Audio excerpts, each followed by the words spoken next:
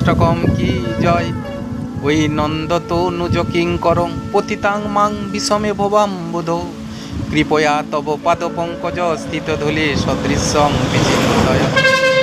এই শ্লোকটি হচ্ছে মহাপ্রভুর মুখনিসৃত বাণী। তিনি সমস্ত শাস্ত্রের নির্যাস এই শ্লোকগুলিতে বর্ণনা করেছেন। তিনি বলছেন, হে শ্রী নন্দের নন্দন, আমি আপনার নিত্য দাস। আমি পতিত হয়ে গেছি। আমি এই সংসারিক ভব সমুদ্রে হাবুডুবু কাচ্ছি। আমি আপনার শ্রী পাদপদ্মে ধূলিকণা রূপে যেমন আশ্রয় লাভ করতে পারি।